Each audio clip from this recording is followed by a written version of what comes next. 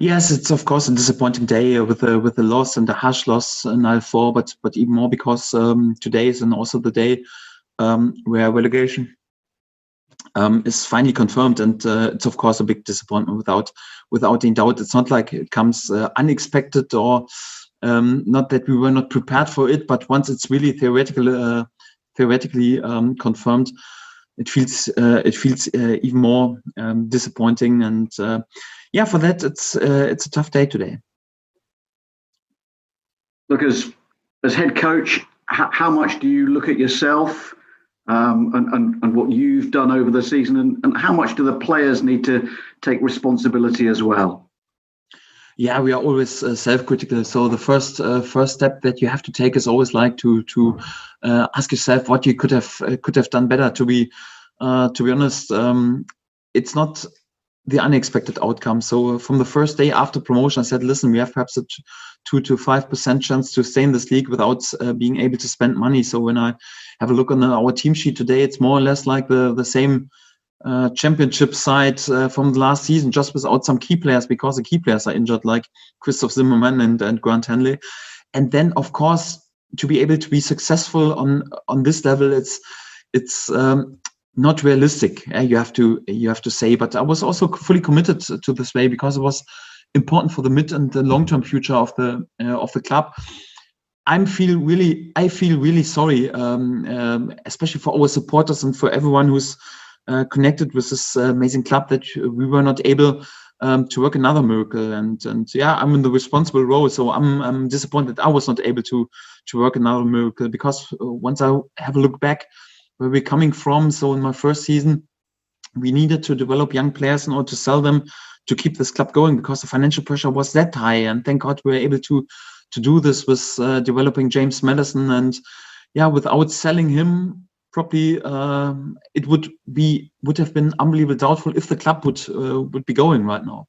And the second season, there was such a young group of players, and we still had to sell some of our best players. No one expected us to win the title and championship or to promote to the Premier League. But yeah, we were able to beat all the odds and to work on a miracle. And of course, we were highly motivated to beat again all the odds and to work on another miracle. But yeah, you have to say right now in this year, we're not capable to do this. And for that, yeah, we can also only apologize for that. And I feel sorry for the supporters, because all the supporters are there with so much passion and emotion for this club and so much support. Even in the bad times, they deserve all the miracles and all the joy that we can bring them. And yeah, we are disappointed that we're not capable to do this. And yeah, for that, it's definitely a disappointing day. I mean, from what you said there, I mean, was it always inevitable then that this was going to happen? To be honest, I think we would have had a 5% chance, but you need for this a perfect start into the season, so that the self-confidence is growing. You need also a bit of luck in terms of injuries. You need a bit of luck that your key players are not injured and always in a great shape. You need a bit of game luck. Yeah, perhaps sometimes even VAR helps. So we've showed a few times and several times during the season, once we are there with a 100% performance, everything goes in our way, and we are even overachieving a bit, and each and every player is there with a 100% top level performance, then we are able to win points against the best side on this level. But if you're not capable to do this, and let's be honest, so in a long season with 38 games, you're not that often capable to overachieve in a game. Then at times, with all respect to my players, but with this group of players, it looks at times on this level then a bit like a game men against boys. And yeah, it was a bit expected that it would be like this. And yeah, we tried everything in order to beat this, and tried everything in order to overachieve in enough games to stay in this league. But sadly, all the odds were too much against us, and also we had some bad luck in terms of injuries. And for that, in the end, yeah, it was too tough for us to work this another miracle, and for that we have to accept the relegation.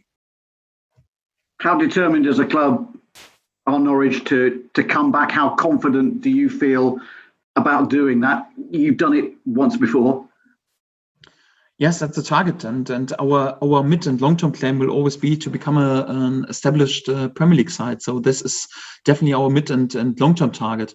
it's just important that you take the right steps. So as unexpected our promotion was, as important it was, because we were able to sort all our financial problems. So we have paid with the season for all the sins in the past. We were able to invest in the infrastructure, in the facilities, in the training ground, in the stadium.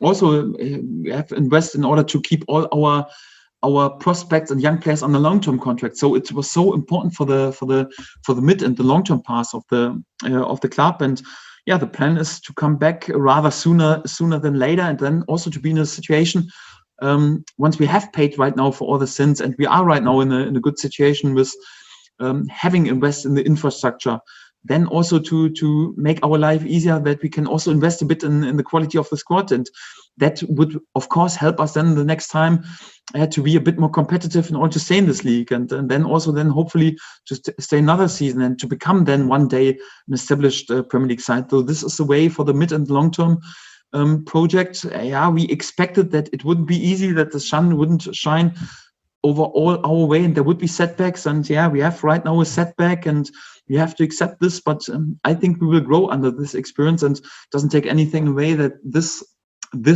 season was even unbelievably important for the development of the club. Is there still the need for further financial investment? I mean, can you keep hold of players like Cantwell and Aarons and Godfrey?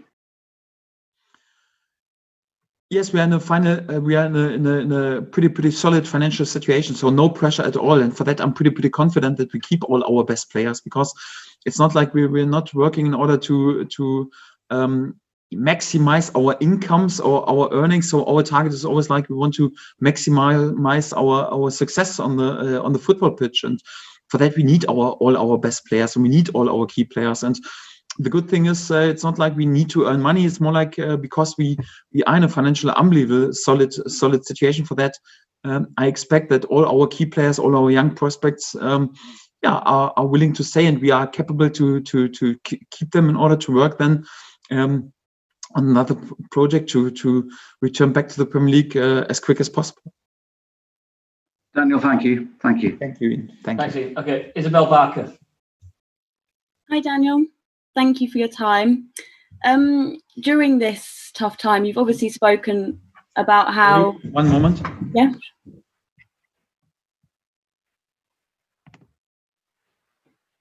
Okay. Sorry, I'm there. Thank you. Yeah. Thank you for your time. Obviously, during this tough time, you've spoken about how the club has remained united, from the owners right through to the players and even the fans. And you said you've got the backing of the board still. Is that very much the feeling now, still going into the summer break and the championship? Yes, definitely. We are totally united. So we have spoken enough about this topic that we have a relationship full of trust and full of support, and this club is unbelievably united. Yes. Thank you. Cheers. Thank you. Okay, Paddy Davitt.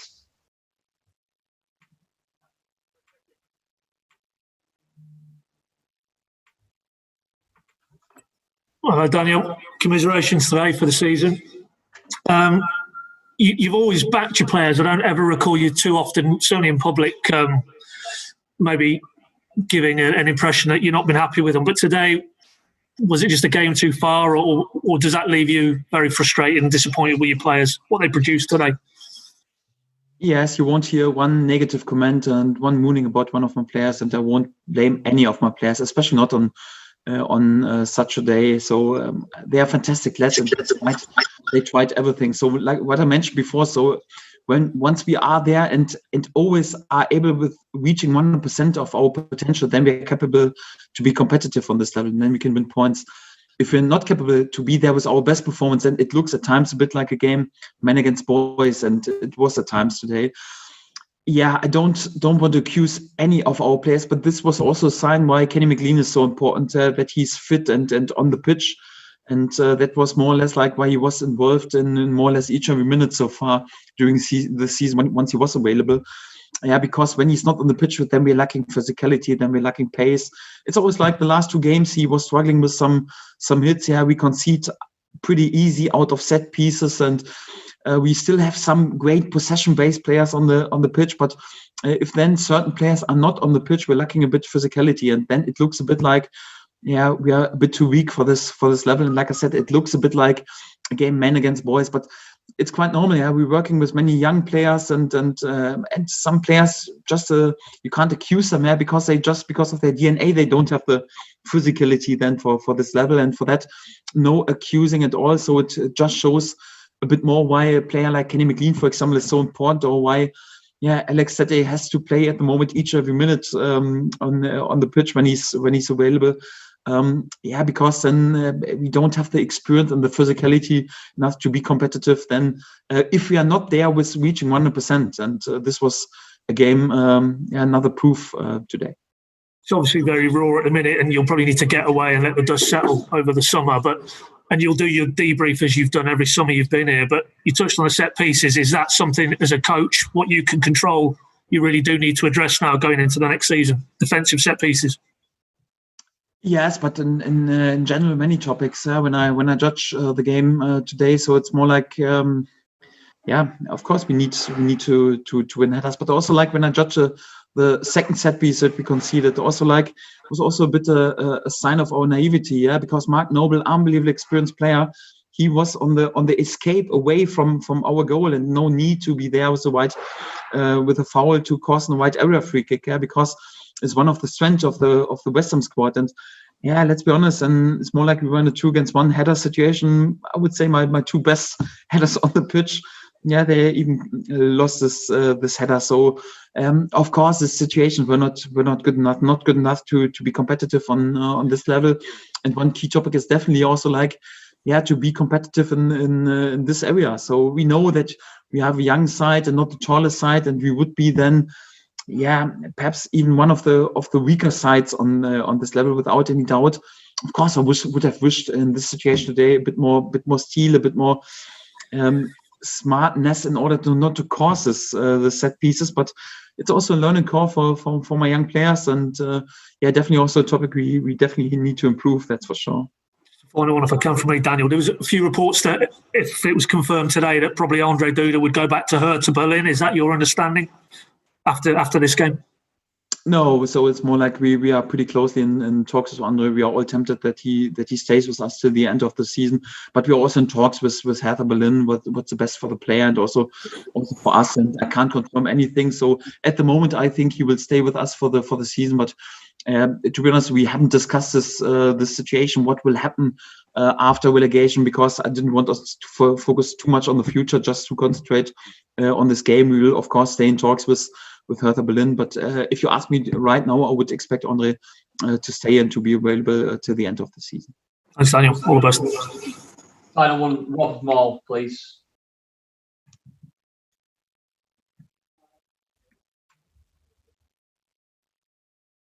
Rob, do you Daniel, to clarify, do you expect to be in charge of Norwich City next season? And secondly, would a full house, would a packed Carrow Road made any difference to your survival hopes this season? Yeah, well, in general, so I think it's also a proof of the statistics that the home advantage away during these times, and it's of course, and more like if you have to play behind closed doors, it's more like an advantage.